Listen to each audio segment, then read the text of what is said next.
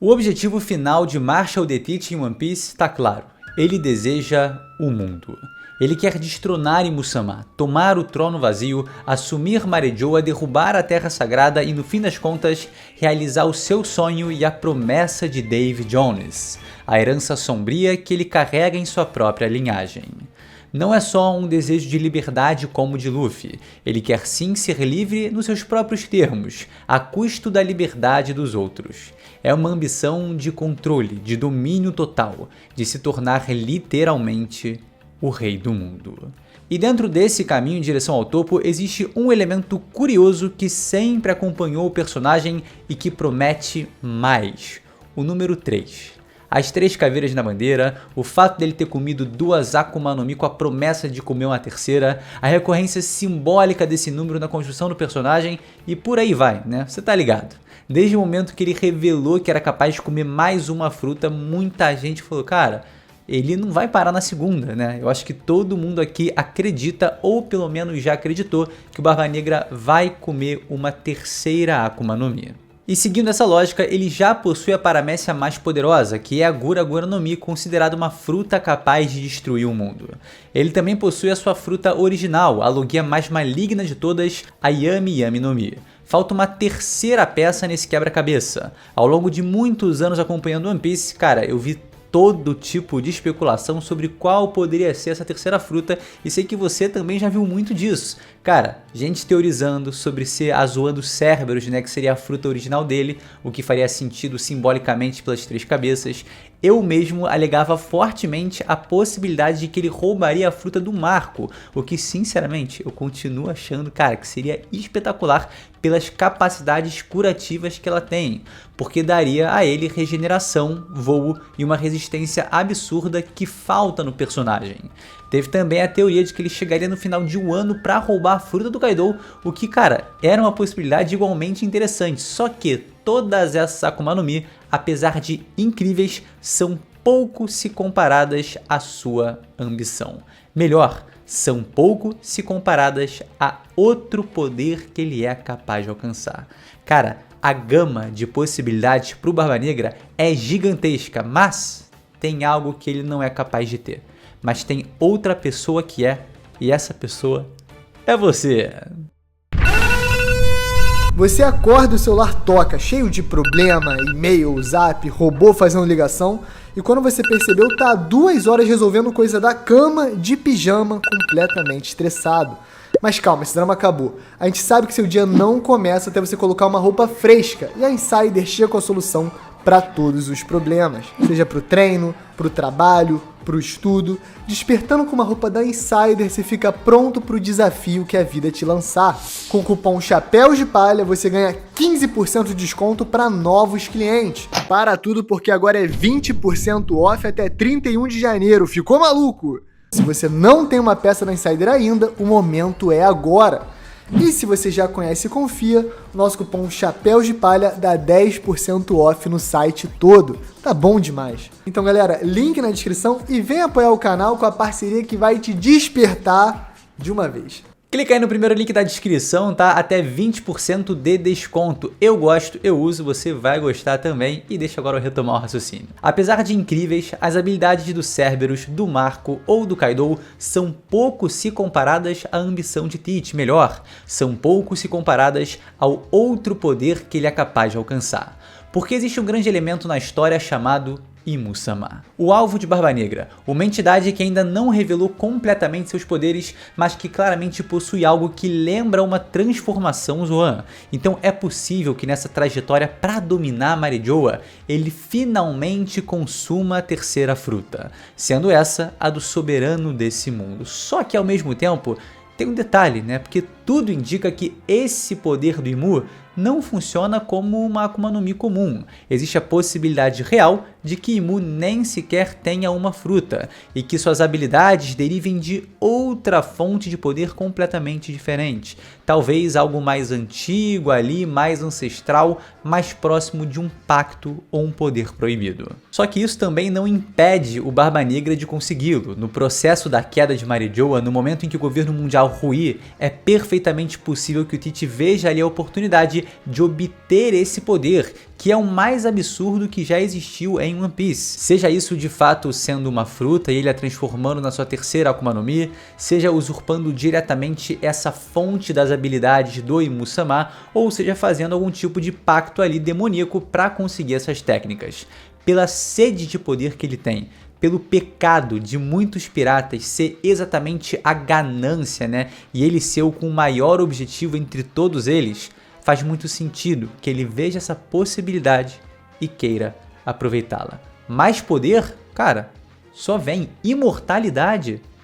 Como é que ele não vai querer isso? A habilidade que inclusive matou seu pai. Um poder espetacular que nas suas mãos a gente já sabe. Eu pessoalmente acho muito plausível que ele tente tomar essa gama de habilidades se tiver a chance. Cara, apareceu ali, viu a oportunidade, Barba Negra sempre foi de aproveitar. E claro, a gente não entende ainda o real funcionamento dos poderes de Imu, mas seja fruta, pacto ou qualquer outra fonte específica, vai existir um meio para o Barba Negra conseguir esse poder. E isso traz uma consequência muito interessante para o personagem, porque hoje a maior fraqueza do Barba Negra é evidentemente o efeito colateral da Yami Yami no Mi. Diferente de outros usuários de Logia, ele continua sendo tangível e recebe dano mais acentuado, sente mais dor. Cada golpe que ele recebe tem um impacto maior do que teria em qualquer outra pessoa. Só que quando a gente observa os poderes de Imu, a impressão é exatamente o contrário. Shebeck não conseguiu cortar ele.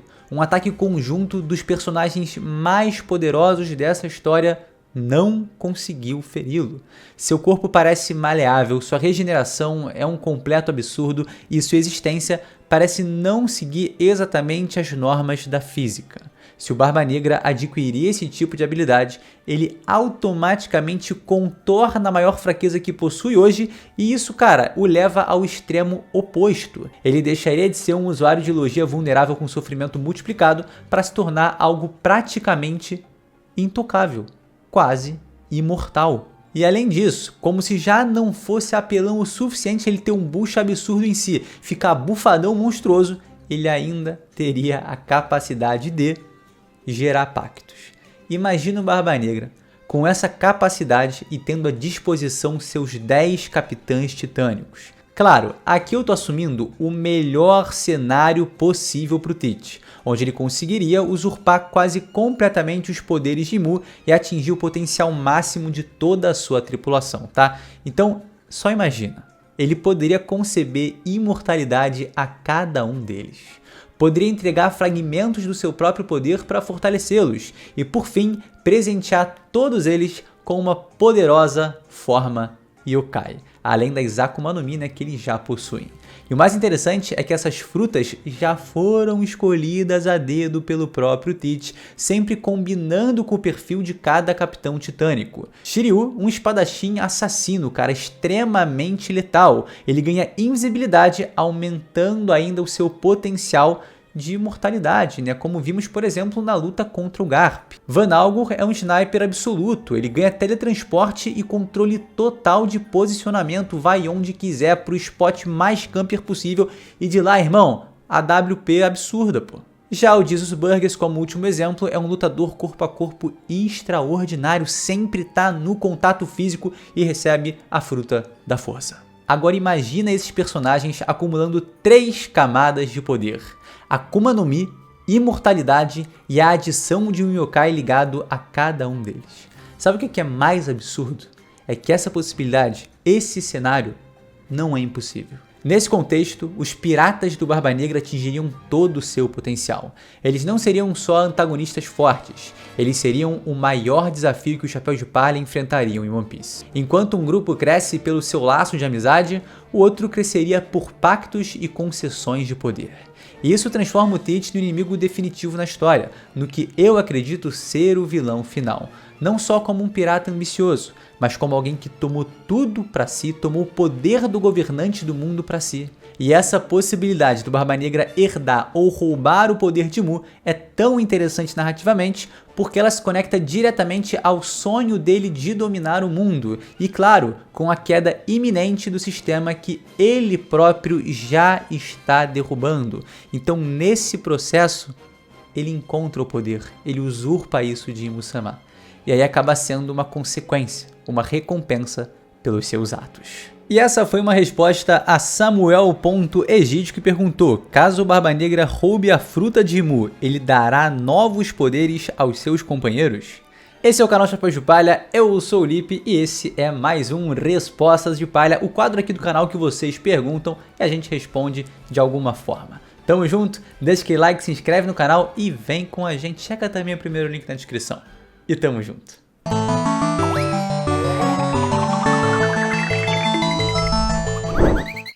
Aqui Poor Brain perguntou o seguinte: a batalha final vai ser em terra ou em navios? Cara, não faz tanto tempo assim, né? Lá em Wano, o Oda comentou que gostaria de trabalhar mais batalhas navais em One Piece. E eu reassisti recentemente Todos os Piratas do Caribe e, cara, batalha naval é uma parada muito maneira mesmo. Só que em One Piece, no momento, cara, fica muito difícil. E eu explico por quê. Lá no comecinho, a gente tinha um poder mais controlado e tudo mais. Hoje, se a gente for reduzir uma batalha a uma batalha naval, cara, acaba da mesma forma que a gente viu acontecer, por exemplo, na costa de Elbaf entre Eustace Kid e Shanks. Cara, foi um segundo. Claro, pensar no Laser Beam T-Rex Ben 10 do Kid ali destruindo tudo foi muito maneiro. Cara, aquela visão futura do Shanks, espetacular. Eu adoro aquele lampejo de batalha, porque é isso que se torna hoje uma batalha naval em One Piece com os personagens mais poderosos. Cara, chegou ali um navio, o Barba Negra vai e pum, socão, Gura Gura no Mi, arrebentou o navio ao meio. Cara, apareceu outro navio ali, o Luffy foi, cara, Gear Force, Gear quinta marcha, ficou gigante, esmagou o navio. Shanks vai pra cima, Kamusari, acabou, né? Então eu sinto que, infelizmente, agora em One Piece, a gente não consegue mais ter uma batalha naval muito bem trabalhada, porque não tem mais espaço, né? O Novo Mundo não tem mais espaço pra batalha naval nesse sentido, porque o nível de poder ficou tão alto que, cara, vai enfrentar um Kaido numa batalha naval. O cara vai virar, vai tascar ali uma bomba ali, um Boro Breath absurdo, e acabou em um segundo, né? Então eu acho muito difícil a batalha final se resumir a uma batalha naval, porque, cara, Barba Negra ali, Shanks ali, Luffy ali, Bug com as Bug Damas, Mihawk cortando o navio ao meio gigantesco desde o início de One Piece, complica. Mas seria legal, imagina o Mihawk vindo com o cortezão gigantesco, aí aparece o Zoro defendendo, vai vir o Shanks com o Kamusari, e aí complicou. Vini STZ: não acham que o bando do Luffy é forte demais pra quem está a mar há pouco tempo? Cara, certamente. Eu acho que se todo mundo parar pra refletir um pouquinho sobre isso, vai perceber que a evolução do bando do Luffy, cara, é meio desproporcional se comparada ao resto do mundo. Mas é exatamente assim que a história funciona, né? A gente tá acompanhando a jornada dele, é o protagonista, tá com a sua galera, tá crescendo e tá crescendo num ritmo muito mais rápido do que todo o seu redor, porque tem que crescer. Basicamente, o mundo inteiro de One Piece, cara, é muito rico, né? Rico, muito rico por si só, mas ao mesmo tempo ele também potencializa toda a jornada do Luffy. Então imagina se fosse, o Luffy com 17 anos começou, agora ele tá com 19, depois ele foi pra 31, agora ele tá com 54, chegou na idade do Roger, vai conseguir... Cara, é o Luffy do Chapéu de Palha. 2 anos crescentes, uma ascensão meteórica que, inclusive, é muito bem retratada dentro da obra. Ele é considerado um fenômeno, pô. Ele é um supernova muito badalado, e quando ele volta 2 anos depois, ele é considerado um retorno enorme, porque ele é essa expressão no mundo de One Piece, e ele é realmente esse cometa, né? Fazendo até a analogia aí com os astros celestiais que estão tão presentes na obra hoje em dia, ele é o Sol, né? Ele brilha mais do que todos, ele é uma estrela maior que as outras. Então acho que essa ascensão é algo muito comum também para o gênero shonen, e eu acho que é algo que casa muito bem com a história que está sendo contada. Basicamente, a jornada do Luffy e a narrativa de One Piece pedem por essa evolução rápida e constante. Então sim, o bando do Luffy evolui muito rápido, mas até dentro desse universo isso é notado e não me causa nenhuma estranheza, pra ser sincero, e nem aparentemente pra galera que tá dentro do mangá. Cauê no Brega. Os chapéus de palha serão os únicos a chegarem no One Piece ou terão outras pessoas? Na minha cabeça, como diz Cristiano Ronaldo, na minha cabeça, eu tenho para mim que o Luffy não vai chegar sozinho em Laugh Tale. A tripulação do Chapéu de Palha não vai ser a única a chegar lá. Por quê?